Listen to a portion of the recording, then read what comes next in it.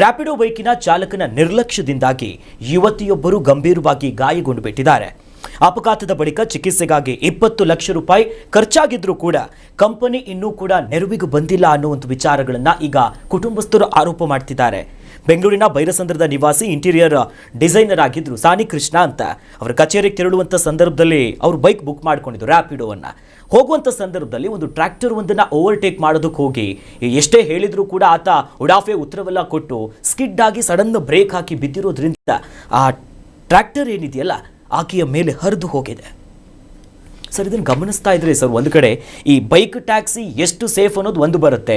ಈಗಾಗಲೇ ಇದಕ್ಕೆ ಸಂಬಂಧಪಟ್ಟಂತೆ ಸುಪ್ರೀಂ ಕೋರ್ಟಿನ ಅಂಗಳದಲ್ಲಿದೆ ಪ್ರಕರಣ, ಇನ್ನೂ ಕೂಡ ಕಂಪ್ಲೀಟ್ ಆಗಿ ಗೊತ್ತಿಲ್ಲ ಬೇಡಬೇಕಾ ಬೇಡವಾ ಏನೇನು ರೂಲ್ಸ್ ಅಂತ. ಅಂದ್ರೆ ಒಂದು ಲೀಗಲ್ ಗ್ರೇ ಏರಿಯಲ್ಲಿ ಬಹಳ ಸ್ಪಷ್ಟವಾಗಿ ಗೊತ್ತಾಗ್ತಿದೆ. ಈ ಬೈಕ್ ಟ್ಯಾಕ್ಸಿ ಅನ್ನೋ ಕಾನ್ಸೆಪ್ಟೇ ಒಂಥರ ವಿಚಿತ್ರ ಮತ್ತು ಒಂಥರ ಭಯದ ವಾತಾವರಣ ಸೃಷ್ಟಿಯಾಗುತ್ತೆ, ನಿಮಗೆ ಆತಂಕ ಆಗುತ್ತೆ. ಹೌದು, ಇವತ್ತಿನ ಯುವತಿಯರು ಹೆಚ್ಚಾಗಿ ಇದನ್ನೇ ಬಳಸ್ಕೊಂಡು ಹೋಗ್ತಾ ಇರುವಂಥದ್ದು.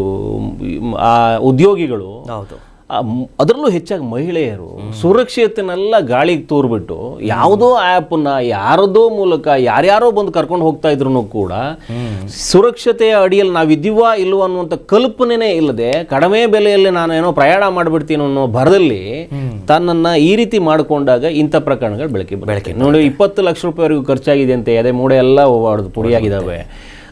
ಒಂದು 5-6 ತಿಂಗಳ ಹಿಂದಿನ ಪ್ರಕರಣ ಇದು. ಈಗ ಕೋರ್ಟ್ವರೆಗೂ ಬಂದಿರುವಂಥದ್ದು. ಬೈರಸಂದ್ರ ಪೊಲೀಸ್ ಠಾಣೆ ಸಂಬಂಧಪಟ್ಟಂಗೆ ಏನೋ ಇದೆ, ಬೈರಸಂದ್ರ ನಿವಾಸಿ ಇವರು. ಹೌದೌದು. ಸೊ ರ್ಯಾಪಿಡ್ ಈ ಬೈಕ್ ಸಂಬಂಧಪಟ್ಟಂಗೆ ಏನಿದೆ, ಬೈಕ್ ಟ್ಯಾಕ್ಸಿಗಳು ಸಂಬಂಧಪಟ್ಟಂಗೆ ನೀವು ಮಹಾರಾಷ್ಟ್ರದಲ್ಲಿ ಲಾಸ್ಟ್ ಟೈಮ್ ಈಗ ಒಂದು 4-5 ದಿನಗಳ ಹಿಂದೆ ಒಂದು ಸುರಕ್ಷತೆ ಅಡಿಯಲ್ಲಿ ರ್ಯಾಲಿ ಶುರು ಮಾಡ್ತಾರೆ ಪೊಲೀಸ್ನವರು, ಸುರಕ್ಷತಾ ಇದನ್ನ ಕಾನೂನು ತರೋಣ ಅನ್ನೋ ನಿಟ್ಟಲ್ಲಿ. ಅಲ್ಲಿ ಒಬ್ಬ ರ್ಯಾಪಿಡೋವನ್ನು ಚೆಕ್ ಮಾಡೋಣ ಅಂತೇಳಿ ಒಂದು ರ್ಯಾಪಿಡೋನ ಬುಕ್ ಮಾಡ್ತಾರೆ. 20-25 ರೂಪಾಯಿಗೆ ಬುಕ್ ಮಾಡ್ಕೊಂಡು ಒಂದು ಸ್ಥಳದಿಂದ ಒಂದು ಸ್ಥಳಕ್ಕೆ ಹೋಗ್ತಾರೆ. ಆ ಬೈಕ್ ಚಾಲಕ ಸ್ಥಳಕ್ಕೆ ಬರ್ತಾ ಇದ್ದಂಗೆ ಆತನ ಪರವಾನಗಿ ಮತ್ತು ಅವನ ಇದನ್ನೆಲ್ಲ ಚೆಕ್ ಮಾಡಲಾಗುತ್ತೆ. ಯಾವುದೇ ಪರವಾನಗಿ ಇರೋದಿಲ್ಲ.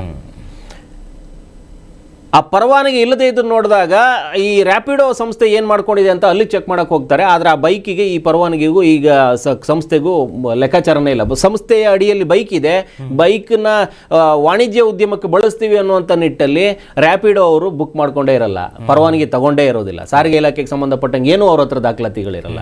ಬುಕ್ ಮಾಡ್ಕೊಂಡು ಇವತ್ತು ಕೋರ್ಟ್ಗೆ ಹಾಕೊಂಡು ಕೂತಿದ್ದಾರೆ. ಇಲ್ಲೇ ಕರ್ನಾಟಕದಲ್ಲಿ, ಅದು ಬೆಂಗಳೂರಲ್ಲಿ ಹೆಚ್ಚಾಗಿ ನಗರದಲ್ಲಿ ಉದ್ಯೋಗಿಗಳು ಇವರನ್ನ ಏನು ಅರ್ಸ್ಕೊಂಡು ಹೋಗ್ತಾರಲ್ಲ, ವಾಣಿಜ್ಯೋದ್ಯಮಕ್ಕೆ ಇವರು ಬಳಸಬೇಕು ಅಂತಂದ್ರೆ ಒಂದಷ್ಟು ಮಾರ್ಗಸೂಚಿಗಳಿರ್ತವೆ. ಸುರಕ್ಷತೆ ಅಡಿಯಲ್ಲಿ ನೀವು ಹೋಗ್ತಾ ಇದ್ದೀರಾ, ಭದ್ರತೆಗೆ ಮಾರ್ಗಸೂಚಿ ಏನು ಕೊಟ್ಟಿದ್ದಾರೆ, ಆ ವಾಹನದ ಏನು ಸವಾರ ಬರ್ತಾನೆ ಅವನ ಹತ್ರ ಪರವಾನಗಿ ಇದೆಯಾ ಇಲ್ವಾ, ಹೆಲ್ಮೆಟ್ ಇಲ್ಲದೆ ಓಡಿಸ್ತಾರೆ. ನೀವು 4 ವೀಲರಲ್ಲಿ ಟ್ಯಾಕ್ಸಿಲಿ ಹೋಗೋದೇ ಬೇರೆ ಲೆಕ್ಕ. ಈಗ ಅವ್ರು ಏನೋ ಟ್ರ್ಯಾಕ್ಟರ್ ಇನ್ನೊಂದು ಮತ್ತೊಂದನ್ನು ಓವರ್ಟೇಕ್ ಮಾಡಬೇಕಾದ್ರೆ ಬಿದ್ದೋಗಿರೋದು ಹೆಣ್ಮಗಳು ಅಲ್ವಾ, ಹೆಲ್ಮೆಟು ಹಾಕಿರ್ಲಿಲ್ವೇನೋ, ಬಿದ್ದೋಗಿರ್ತವೆ. 2 ವೀಲರ್ಲಿ ಹೋಗಬೇಕಾದ್ರೆ ನಿಮ್ಗೆ ಯಾವುದೇ ಸುರಕ್ಷತೆ ಇರಲ್ಲ. ಮತ್ತು ಅವರೆಲ್ಲ ಈಗ ನೋಡಿ, ಹೆಚ್ಚಾಗಿ ಈ ರೀತಿ ಗಿಗ್ ವರ್ಕರ್ಸು ಬರ್ತಾರಲ್ಲ ನಿಮಗೆ, ಅದರಲ್ಲಿ ಹೆಚ್ಚಾಗಿ ಅವರು ಯಾವ ಮಾನದಂಡದ ಅಡಿಯಲ್ಲಿ ಅವರನ್ನ ಆಯ್ಕೆ ಮಾಡ್ಕೋತಾ ಇದ್ದಾರೆ. ಹೆಚ್ಚಾಗಿ ಕೆಲವರು ಒಂದು 25 ಲಕ್ಷ ಮೇಲ್ಗಡೆ ಗಿಗ್ ವರ್ಕರ್ಸು ಇದ್ದಾರೆ. ಅದರಲ್ಲಿ ಒಂದಷ್ಟು ಜನ ತನ್ನ ಹೊಟ್ಟೆಪಾಡಿಗೆ ಮಾಡ್ತಾ ಇರ್ತಾರೆ, ಇನ್ನೊಂದಷ್ಟು ಜನ ಕೃತ್ಯಕ್ಕೆ ಬೇರೆ ಬೇರೆಕ್ಕೆ ಬಳಸ್ಕೊಳ್ಳುವಂಥ ಬಳಕೆ ಆಗುವಂಥ ಹುಡುಗರುಗಳು ಪಾರ್ಟ್ ಟೈಮ್ ಆಗಿ ಇದನ್ನು ಬಳಸ್ಕೋತಾ ಇರ್ತಾರೆ. ಅವರನ್ನು ನಂಬಿಕೊಂಡು ಈ ರ್ಯಾಪಿಡೋ, ಬೈಕ್ ಟ್ಯಾಕ್ಸಿ, ಇನ್ನೊಂದು ಟ್ಯಾಕ್ಸಿ ಓಡಿಸುವಂಥ ಹುಡುಗರನ್ನ ನಂಬಿಕೊಂಡು ಈ ಹೆಣ್ಣುಮಕ್ಕಳುಗಳು 11:30-12 ಗಂಟೆ ರಾತ್ರಿ ಹೊತ್ತಲ್ಲಿ, ಮೊನ್ನೆ ಯಾವುದೋ ಒಂದು ಪ್ರಕರಣದಲ್ಲಿ ಆ ಮದುವೆ ಆಗಿರುವಂಥ ಮಹಿಳೆ ಇದೇ ರೀತಿ ಹೋಗ್ತಿರ್ಬೇಕಾದ್ರೆ ತಗಲಾಕೊಳ್ತಾಳೆ. ಅವನೇನೋ ದಾರಿಗೆ ಹೋಗ್ಬೇಕಾದ್ರೆ ಎಲ್ಲೋ ಬೇರೆ ದಾರಿಗೆ ಕರ್ಕೊಂಡು ಹೋಗ್ಬಿಡ್ತಾನೆ. ಇಲ್ಲಿ ನೀರು ತುಂಬಿದೆ, ಇನ್ನೊಂದು ಕಡೆ ಹೋಗೋಣ ಅಂತ ಬಿಟ್ಟು ಕರ್ಕೊಂಡು ಹೋಗ್ತಾನೆ. ಅದು ಅನುಚಿತ ವರ್ತನೆ ಅಂತ ಬಿಟ್ಟು ಒಂದು ಕಂಪ್ಲೇಂಟ್ ಆಗುತ್ತೆ. ಇಲ್ಲೆಲ್ಲೋ ಒಂದು ಹುಡುಗಿನ ಕರ್ಕೊಂಡು ಹೋಗ್ತಿರ್ಬೇಕಾದ್ರೆ ಅವನೇನೋ ಅನುಚಿತವಾಗಿ ವರ್ತನೆ ಮಾಡಿದಂಥ ಹುಡುಗಿ ಗಾಡಿಯಿಂದ ಹಾರಿದ್ದು ನೋಡಿದ್ವಿ, ಕೇಳಿಸ್ಕೊಂಡ್ವಿ. ಸೊ ಇದೆಲ್ಲ ನೋಡ್ತಾ ಇದ್ರೆ ಏನಾಗುತ್ತೆ, ಕೇಳಿಸ್ಕೊಂಡು ನೋಡಿಕೊಂಡು ನೀವು ಕೂಡ ಮತ್ತೆ ಅದೇ ಬಾವಿಗೆ ಹೋಗಿ ಬೀಳ್ತಾ ಇದ್ದೀರಿ. ಸುರಕ್ಷತೆ ಅಡಿಯಲ್ಲಿ ಇವರಿಗೆ ಒಂದಷ್ಟು ಕಾನೂನುಗಳ, ಅದು ಸೂಕ್ತ ಕಾನೂನುಗಳ ಅವಶ್ಯಕತೆ ಇದೆ, ಅನಿವಾರ್ಯತೆ ಇದೆ.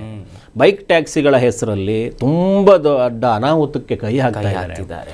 ಅದು ಒಂದು ಚಾಲಕರುಗಳು ಕೂಡ ಕಂಪನಿಗೆ ಒಂದಷ್ಟು ಬೈಕ್ಗಳ ಕಳ್ತನ, ಇನ್ನೊಂದು ಮತ್ತೊಂದು ಆ ಸ್ಪೇರ್ ಪಾರ್ಟ್ಸ್ ಬಿಚ್ಕೊಂಡು ಹೋಗುವಂಥದ್ದು, ಅದು ಬೇರೆ ಬೇರೆ ಘಟನೆಗಳು.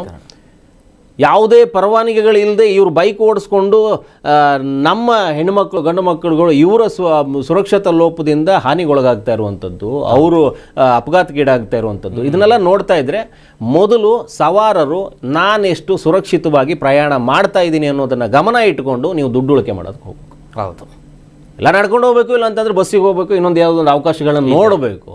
ಕಡಿಮೆ ಇದರಲ್ಲಿ ಸಾವಿಗೆ ದಾರಿ ಮಾಡ್ಕೋಬೇಡಿ, ಅನಾಹುತಕ್ಕೆ ದಾರಿ ಮಾಡ್ಕೋಬೇಡಿ.